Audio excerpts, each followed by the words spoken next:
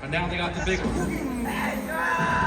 And Hog Rider out early here for Mugi. It has been his favorite win condition this year in CRL, having a lot of games played with a beautiful win rate. And Pedro puts Knight in the back, and a little bit of a deviation from his normal fare, where you typically see that mortar come out. Maybe trying to be a little unpredictable here with it on the line. 46 plays has Mugi done in CRL with the Hog Rider. Tesla, the building of choice here in 2023 World Finals. And Pedro varying position right out the gate, getting the correct read that almost certainly he is not against the tornado.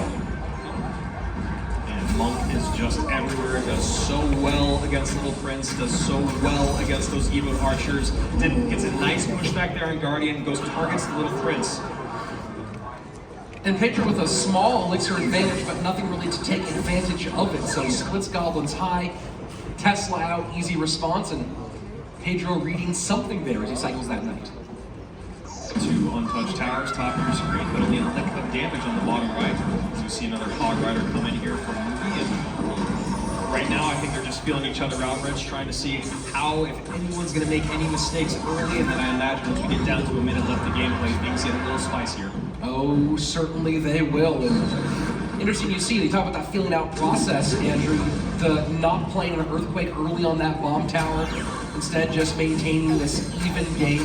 Yeah, same thing there. You're talking about getting that miner cycled in the back, Pedro knowing that's his best response. Oh, wow. Goes for the King Tower activation, learns that from Air Circle. We saw Air do it earlier on today, and we saw how much that helped that game. And there you get really in high relief the thing that we saw happen in Mohamed Light's matchup against that Monk, how wide that earth is that you have to give it for the reflection. And it's so funny, you know, you talk about that on broadcast, and I think a lot of people were kind of like, well, is that a duh statement for pros? But if you saw online, there were so many people that were talking about, oh yeah, that range, that splash, that reflect, I can't believe that it actually got the reflect back. And you know, if it's able to trick Momo, it makes a lot of sense. Hog to the opposite lane here. This time, now that we're in double, you see the not just earthquake, but snowball as well. Mugi selling out for one hog shot on the left. And I like that. He goes and recognizes that he's not going to really be able to break through in single elixir, so how can he make things happen? And then you talk about Pedro, and I've heard many people talk about this. First of all, it feels like he's just playing Latin. He just keeps coming out with the same thing. You kind of heard Morton say it. It's like, you know what he's going to hit you with. He's going to hit you with minor poison control, and guess what? You cannot stop him. Mugi going for some creativity here, Hog way in the back. Earthquake does not get on the bomb tower. Little Prince trying to stop the Hog hook shot, will get it anyway now. And look at the miner on the opposite side, blow for blow. These two are trading as we enter sudden death. And it's so impressive because you look at Pedro being able to keep up and have the damage lead with just basically that miner plus poison chip. These Hog Riders have connected a few times, and you see right there, he just goes, all right, poison on top of one archer, no problem. Mugi continues to sell out. Perfect timing though on the defense. Pedro opening up the lead a little bit, 80 seconds left, 13:58 to 16:33. Pressure stays on. That Ice Spirit is not available to reset that miner at all, so has to rely on the Evo Archers as Mugi sets up his next month to the left. This is just so crazy. You know what he's going to play. You know what he's coming out with, and you just cannot seem to break through. You know, you think you maybe just go straight up counter for minor poison, but look at this. Perfect defense after perfect defense. Mugi trying to beat the cycle. And the late bomb tower stops at 889 to 1066. We are very tight. Guardian plus Little Prince at the bridge. Miner down to the back. That's it, Rich. That's how Little Prince taking away and staying up at that.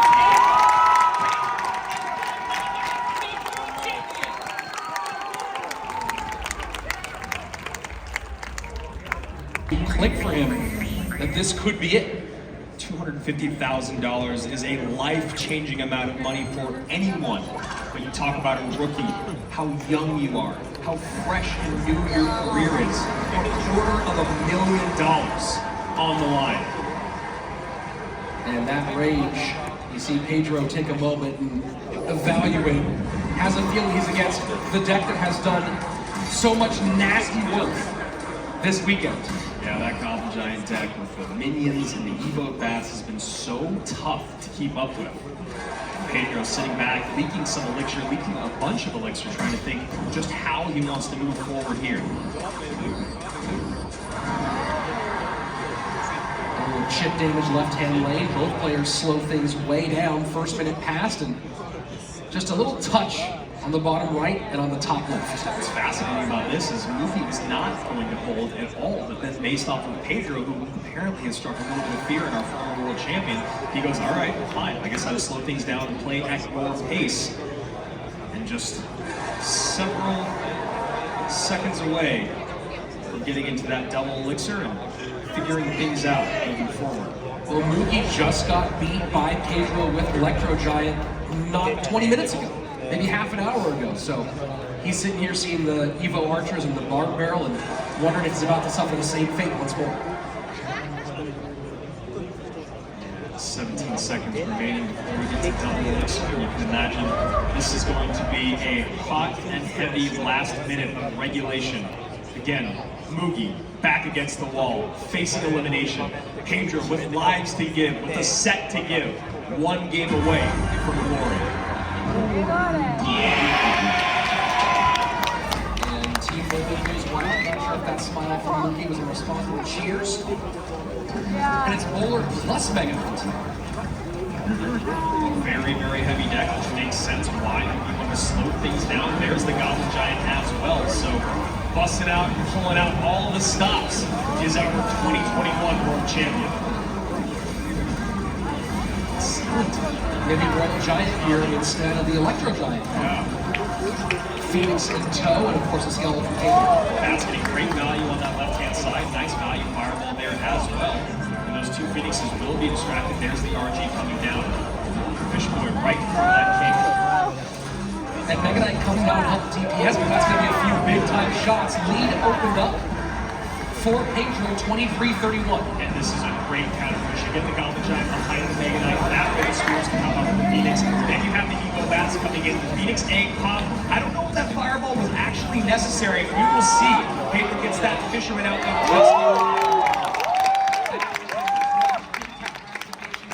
Spears still get on that right-hand tower, but Pedro able to get his evolved archers out and set up for his next push. Goblin Giant coming down here for our former champion on the right-hand side. The rookie, though, ice in his veins. A Goblin Giant, a Mega Knight, a Bowler, and Rage, all on this left-hand lane. That Bowler is raged up, but still he's just kind of caught in traffic over and over. These defenses from Pedro are pretty clean, but nice damage there on the left-hand side for Mugi. Not quite caught up, but very close, courtesy of the left-hand tower of Mugi. Down to 1999 is the current biggest lead as the former champion sets up in that weak side lane. 1 minute remains in what could be the last match of 2023. Just piling everything on here at the bridge, trying to find a way to break through. Rage just not quite doing it yet. Pedro managing his cycle very, very well. Rich, the rookie, looks like he might be taking this already, completely controlling this game. Now, finally, the second RG comes in. And goes to the non-bowler side, who's interesting. He does get one more shot, but keep in mind, both those sides fairly even. Has not opened up a more significant lead as the Goblin Giant comes into the tombstone. That is a tombstone! That is the tombstone! Giant gets the tower! Fireball out of the Evolved Archer's Fish Boy, not doing very much, and suddenly the lead in both lanes back for Mugi Pedro with his last gasp here in Game 2. We're going again!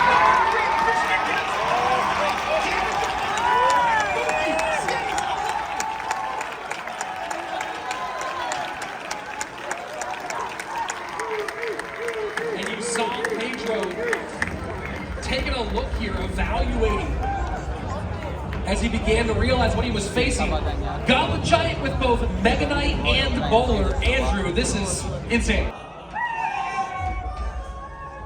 Tornado still available for both players. Poison still available for Mugi, not available for Pedro. Start thinking about some of the popular stuff out there.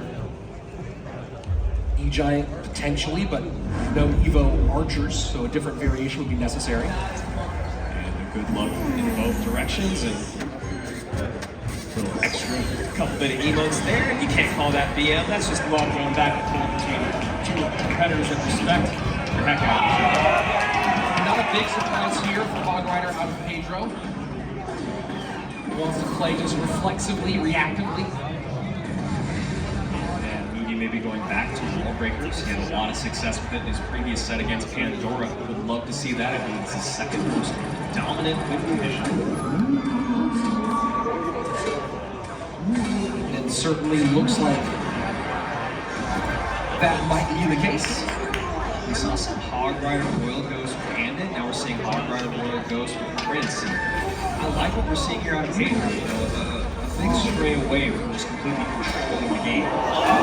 And wow, recruits are huge here. You have to imagine Pedro, after Fisherman being out, wasn't expecting maybe to be against the recruits. And here he finds himself with a lot to deal with. This dual lane pressure is scary. MK comes down. Great job by Mugi, though, not using the ability there. Maybe expecting the MK to come down after seeing Prince and that Royal Ghost. And had he used that Guardian ability, Rich, that could have been a lot of trouble.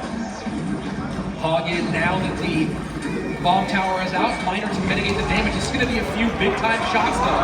With no pink tower activated, just the Miner and the log. Forced expenditure. Mugi survives and gets damage, but finds himself very down on elixir. Really, really nice there. I mean, kind of making something out of nothing in terms of that defense. Gets some good wall breaker connections on the left-hand side. Doesn't take too much damage on the right. Continues the damage lead on both towers. Excellent little kite there from the Spear Goblins. But as we go into double elixir time, Mugi just getting a little poor chip here. And I like what Mugi's doing. He has to continue to go into that opposite lane. He cannot try to ram his head against an MK Prince Royal Ghost push with a Firecracker, Hog Rider, all that. He needs to make sure that he's splitting up his opponent's attention. Pedro opting to take one here, and that's a well-timed Guardian. Needs another tank here, and there they go. Evo recruits come in. And that will open up some damage for Pedro, but Mugi now putting tons of work in on both lanes. Arrows finally come out, and Pedro stops some wall breakers. 16:33, 22:96, 15 seconds remain here in regulation for game number 3.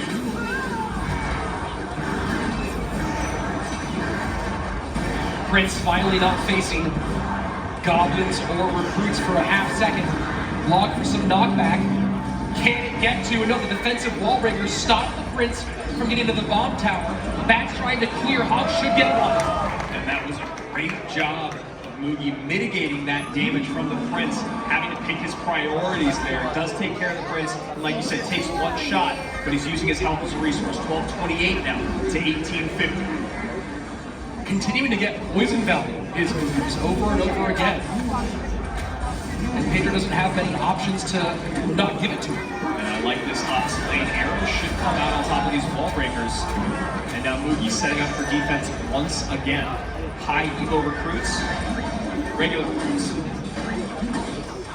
And Pedro must be happy to have all those in one lane for once. Of course, the evolve ones will be coming very soon. Now, Miner plus Spears left-hand lane for Mugi Bats, trying to hold, but that's a ton of damage. Miner on the tower, Spears do a ton, and Mugi has opened this thing wide open. Royal Ghost does connect, but a great job there with the wall breakers, Rich, to stop that Evo Firecracker. Seems you like the most dangerous part of that push. Mugi did a sellout push on the left-hand side, gets great damage out of it and perfect defense, and now he back to Evo recruits. There we go.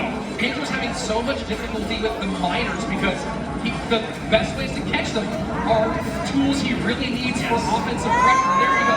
Miners in, Wallbreaker in, Prince finally able to stop a miner, but then recruits come right behind him. 405 to 947, but miner chip is all that Mugi's been getting here late. And you know that's just a couple hog hits. And MK weak, he's got to play perfect now, just needs to poison it out. Poison it in. And that's it, Andrew. We are going to a bracket reset. And this is getting really crazy, Rich, because you talk about the pressure. Mugi has been here before. He's been world champion. Pedro has been unstoppable all weekend. He hasn't had So what does that match loss actually do to your confidence moving forward? That's a huge shift. He's just been running through this bracket the whole time. Of course, Pedro, you can't be someone who puts 3 accounts in the top 10 on ladder without being able to bounce back from losses. But it's very different doing it at home versus now for the first time, the win on the stage will come out of yourself. And that goes all the way back to the point that you were making about Igor at the beginning of this. That's why you can